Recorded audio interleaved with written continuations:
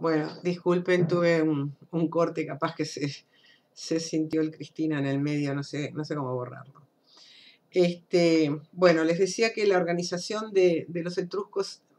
en esta época era ya en polis, gobernadas por un rey que se llamaba Lucumón. También después los latinos le van a dar el nombre de Rex, que era más que nada un rey sacerdote, y probablemente era el jefe máximo de la Confederación de Ciudades, unidas seguramente por una base religiosa, ¿no? por algunos fiestas y juegos sagrados que tenían en común. En todas las En todas las regiones dominadas por los etruscos parecería haber un tránsito hacia el siglo VI de las monarquías a las oligarquías, o sea, los reyes dan paso a magistrados electos, seguramente dentro de los jefes aristocráticos. Este es el patrón que vimos que se repite en todos lados, sobre la base también de estructuras sociales gentilicias que nucleaban a la clase alta, digamos, dejando por fuera una serie de personas dependientes. En cuanto a su economía, bueno, la base agrícola propia de cualquier economía de la época, pero además se destacaron, la medida de su expansión, se destacaron por el comercio, sobre todo el comercio con los griegos al sur, con quienes tuvieron muchos problemas justamente porque competían en esa zona que era la más rica, las llanuras más ricas para plantar cereales, pero también se destacaron mucho en la metalurgia. Tanto Córcega como la isla de Elba, que queda muy cerca de la costa de Etruria, que aproximadamente se ubica en la zona actual de Toscana, tenían yacimientos importantes de cobre y de hierro, también los dos, y al parecer traían estaño de Inglaterra, probablemente por vía de caravanas, diríamos, de intermediarios, desde la ruta de los Alpes. Si esto fuera así, se confirmaría que fueron los primeros que abrieron una ruta que va a articular el comercio medieval, la ruta de los pasos alpinos, de donde presumiblemente traerían el estaño para poder fabricar el bronce. Se destacaron dentro también de la parte artesanal o de la manufactura por piezas de orfebrería muy bien trabajadas. Y también, no sé si lo dije, tuvieron un tiempo de comercio importante con los fenicios. No se sabe mucho sobre su organización social, porque lo que nos ha quedado fundamentalmente son los testimonios de las tumbas, donde se ve, por un lado, una vida cortesana. Es famoso el monumento de los esposos en un banquete, sentados en un diván, una costumbre que ya era propia de los griegos y que van a adoptar también los romanos, que es un evento propio de las clases aristocráticas. Tenemos muy poco detalle de la vida de los artesanos o de los campesinos, que seguramente era la mayoría de la población. De su religión sabemos algo más, fundamentalmente por lo que heredaron los romanos. Y como ya dije, la adivinación que le hacían magos o adivinos llamados arúspices, por el extraordinario papel religioso que tenía el rey y tal vez porque esto era también el aglutinante de las confederaciones de ciudades, y sobre todo por las grandes necrópolis, que son verdaderas ciudades subterráneas, que replican, no nos queda nada de sus viviendas, pero sí nos quedan sus tumbas. Y las tumbas replican de alguna manera las viviendas, o sea, tienen salones y tienen habitaciones y se representan escenas de la vida social. Pese a lo cual también conocemos, por las tradiciones que conservan los romanos, que su noción del mundo de ultratumba era bastante sombrío. porque estaba poblado de demonios, estaba poblado de serpientes, y era un mundo más bien amenazante. También hay evidencias o hay noticias de los antiguos que podían practicar sacrificios humanos. Estos hallazgos arqueológicos nos permitieron ver asimismo algunos elementos constructivos muy importantes que dejaron los romanos, ¿no? Por ejemplo, el arco, que fue muy usado por los romanos y que los griegos no usaron, y la bóveda, fundamentalmente, y una especie como de principio de cúpula. Estos son, recuerden que la mayor parte de los templos griegos los techos eran a dos aguas, los frontones y dinteles eran triangulares, o sea, estos son elementos propios de los etruscos, tal vez traídos de Asia y que después van a pasar a los romanos. Bueno, lo que nos interesa fundamentalmente, más allá de que es una civilización muy valiosa de por sí, es que fue una civilización que influye enormemente en Roma, en los primeros tiempos de Roma, porque los primeros tiempos de Roma se asocian con la dominación etrusca, ¿no? Como dijimos, los etruscos inician un periodo de expansión alrededor del siglo VIII, y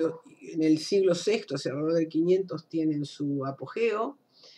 y al siglo, ahí es cuando hay en el Mediterráneo, digamos, al siglo VI coexisten tres grandes polos comerciales, ¿no? El de los etruscos y los cartagineses en el Mediterráneo occidental, los etruscos fundamentalmente en el Tirreno, pero también en la zona del Tirreno a Sicilia, Cartago, la colonia fenicia, entre Sicilia e Iberia, en el Mediterráneo occidental, y los griegos en la parte del Mediterráneo oriental, o sea, con la isla de Sicilia ahí como llave del Mediterráneo, como punto de paso, como joya disputada por todos, ¿no? Y es fundamentalmente en la lucha por el dominio de esa región que va a haber una alianza de etruscos y cartagineses contra los griegos. Bien. Pasando ya más concretamente a qué pasa en lo que después va a ser Roma en esta época, digamos que a mediados del siglo VIII, el momento en que los etruscos todavía no llegan al dominio del Lacio, se supone que en Roma ya habitaban los latinos en aldeas, como dijimos, de nivel neolítico, y es probable que, según testimonios arqueológicos y según algunas cosas derivadas de la leyenda, que después vamos a hablar ahora de la leyenda de la fundación de Roma, se haya dado en ese momento también el cinecismo romano. Quiere decir que una serie de aldeas que estaban medio desperdigadas ahí por el Lacio se hayan congregado en una unión un poquito más integrada, aunque la mayor parte de los historiadores dicen que esta es una fase todavía protourbana, que la urbanización propiamente vendría con la dominación etrusca casi un siglo después, a mediados del siglo VII, ¿no? Bueno, la fecha que da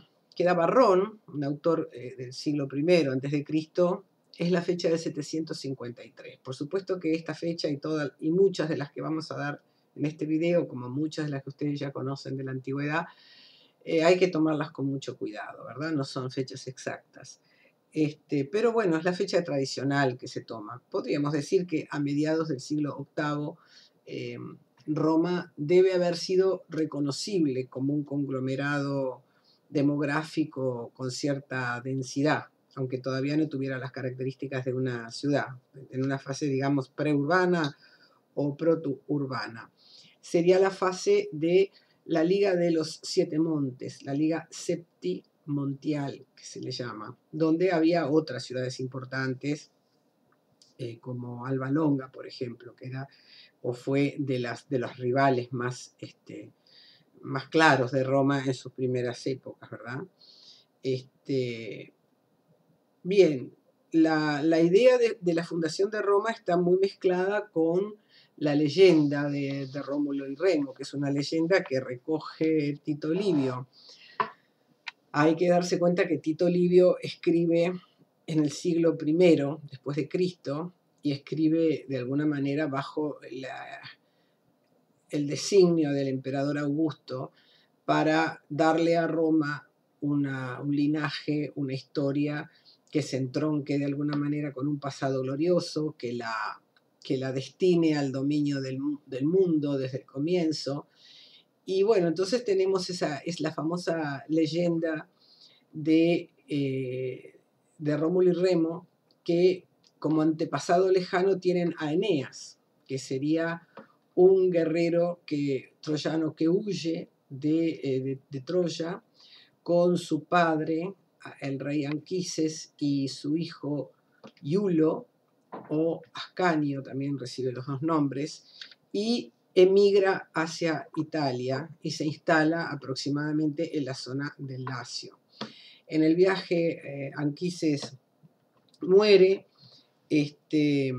Eneas funda una ciudad que se llama Lavinia y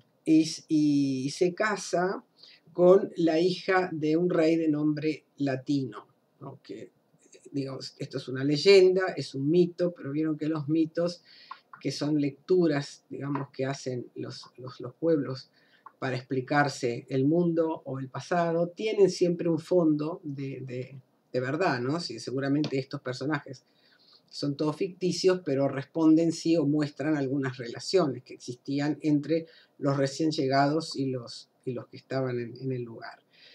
El hijo de Eneas fundaría la ciudad de Alba Longa.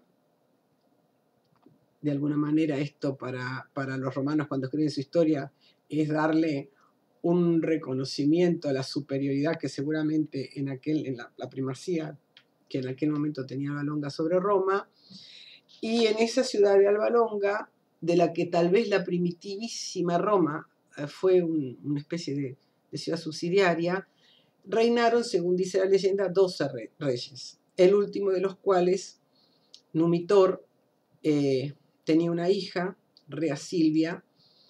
pero su hermano, o sea, el tío de Rea Silvia,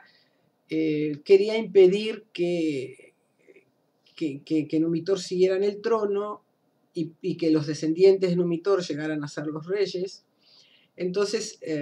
obliga o fuerza a su sobrina a consagrarse como vestal. De todos modos, Rea Silvia tiene con Marte, con el dios Marte, tiene 2 hijos, 2 gemelos, que son Rómulo y Remo. El tío, que se llama Mulio,